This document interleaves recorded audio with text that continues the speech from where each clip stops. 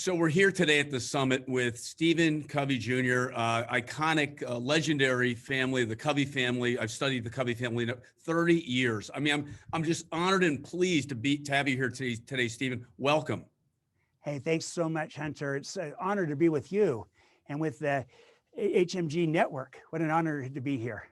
Well, we've gone through some unbelievable times. You couldn't really make this whole global crisis up, but what the IT leader did in this crisis, they leaned in courageously, they leaned in passionately, they led fearlessly, kept the whole enterprise connected. We went to a work from anywhere environment.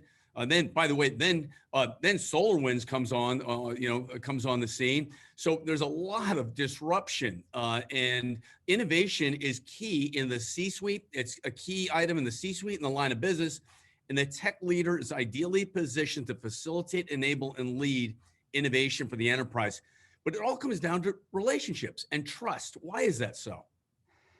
I'll tell you why, Hunter. Just simply put, trust is the one thing that changes everything. So if you get good at trust, it will make you better at everything else that you need to do.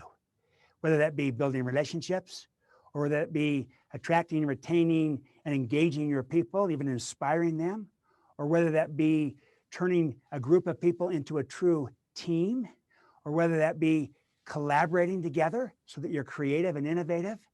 And the whole focus on innovation starts with trust. Engaging your people, all these things go up with trust, they go down with distrust. And the point is, if you get good at trust, it will make you better at everything else that you need to do. It's the one thing that changes everything. Now look, that doesn't mean it eliminates the need to do these other things. No, you got to do those things. It's just when you do it with trust, you get a multiplier, an accelerator, and an energizer to what you're trying to do. And by energy, I mean, greater energy, collaboration, innovation, engagement, inspiration, and it's joyful. There's more happiness, satisfaction, fun. It's a lot more fun to be part of a high trust team, a high trust culture, than a low trust one, which is painful and exhausting.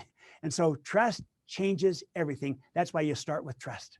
So trust can drive passion and creativity, right? And innovation? Absolutely. It's the foundation of it. But look, you have to do other things too. But let me tell you why, for example, on innovation. Because innovation happens when people that with different viewpoints and ideas come together, and in an environment of trust, that those differences are manifest. That's the source of the creativity, the innovation. Differences are strengths when people trust each other. That's where innovation comes from. And innovation also is a team sport.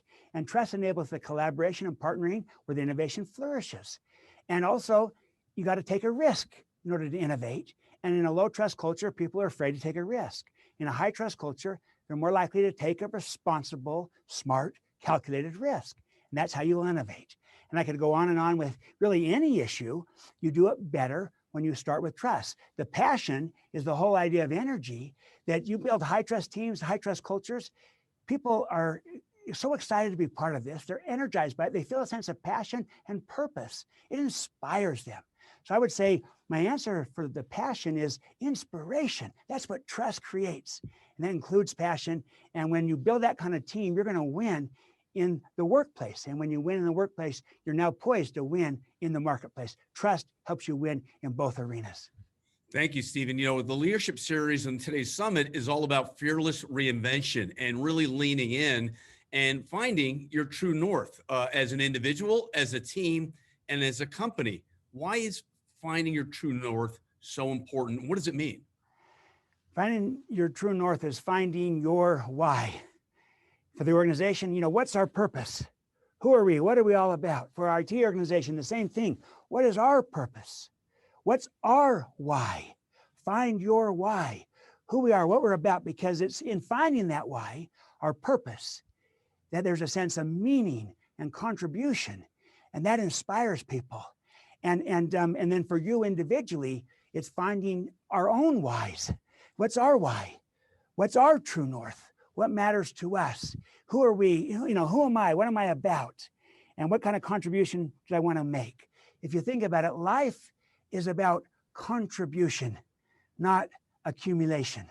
And so having a sense of true north, of purpose, of meaning, of contribution is a great way to approach leadership And you start with yourself, and then you try to help others find their why.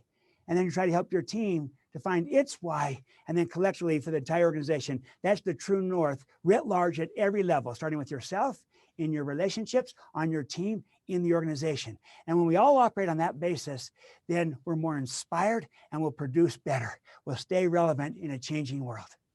Now, I know you've worked with some tech companies, including Salesforce and Zoom. Yes, I was just, not just, but I recently spoke at the Zoomtopia conference before the pandemic and worked with Eric Yuan. Yes. He's a good friend, an amazing growth story. You work with organizations all over the world. What does that look like? And how do you help them become highly performing, trusting organizations? Yeah, it's so interesting on this, Hunter, that sometimes the people, the organizations who are already good at trust, usually they're the ones that are wanting to become better because they know it works. They know that it matters and that there's huge payoff for it. And they also know that it doesn't just happen. You have to be intentional about it. You have to be deliberate. So the organizations and the leaders who are already good at trust tend to be the ones that are trying to get better. Now, look, occasionally you'll also see an organization that maybe has lost trust, is broken, and so we're really trying to restore it where it's been lost. And we work with kind of both types of organizations, those that are already good at it, trying to become great, and those that maybe aren't very good. They got a trust deficit, a trust tax, and they're trying to eliminate that and turn it into a dividend. And so wherever you are on the spectrum, the point is trust is learnable. You can move the needle, you can measure it, and it matters. And so that's what we try to do. We try to help organizations and leaders build high trust teams and high trust cultures, no matter where they're starting, whether it be low, medium, or high. It's about moving along that spectrum with the idea that trust is a learnable skill and you can get really good at this, exceptionally good. Stephen, it really is about lifelong learning, isn't it? Lifelong improvement. Absolutely. That's part of the reinvention, the recreation. That's part of staying relevant. That's part of your competence, because it's a changing world. And if we can't recreate and reinvent ourselves in a changing world, we'll become less and less relevant. And that's true for any leader. It's true for any function, including the IT organization. It's true for any organization at large. If you got to stay relevant, and that's learning and improving and getting better and reinventing, recreating, that keeps you relevant. And when you're relevant, you stay credible and trusted. And if you lose that relevancy, whether it be with your own people or in the marketplace with your customers, partners, at some point you will lose the credibility and the trust of your people or of the market. So we got to constantly recreate, reinvent ourselves to stay relevant. I love the expression by General Shinseki, who said this: if you don't like change, you're going to like irrelevance even less. Everything's changing. We've got to stay relevant in a changing world. One more comment about diverse organizations and why that's important, diverse teams. Diverse teams are vital to the kind of collaboration and innovation that is needed to stay relevant in a changing marketplace. And so the strength of diversity is that it represents differences, which are strengths when we start with trust. And if for whatever reason there's distrust at the foundation, people are sometimes suspicious about differences, and in some cases, it could even be divisive. But when you start with trust in the relationship and with each other, you'll find that your differences are seen as strengths, where you celebrate with them, you run with them, you allow the collision of those differences to be the source of creativity and innovation. And the greater the contrast in those differences, the greater the potential in the innovation. The possibilities can be limitless, where 1 + 1 = 3 or 5 or 100. And that's the idea, the power of differences in an environment of trust. Trust is the agent that transforms and makes this creativity and innovation possible. Without it, we're too often compromising or even suboptimizing. So again, there's a lot of things for innovation, and we all know that. I'm just advocating also make sure we start with trust. It's the foundation of what turns our differences into our creative strengths. Amazing. I love it. Stephen, a little bit about our audience here. There's CIOs, CTOs, CISOs, C-1s, enterprise technology executives from around the world, a global, truly global network. the softer skills, they're critically important. Critically important. And you know, it is never more true than with technology organizations, whether you're out facing technology or within the organization, within an IT organization.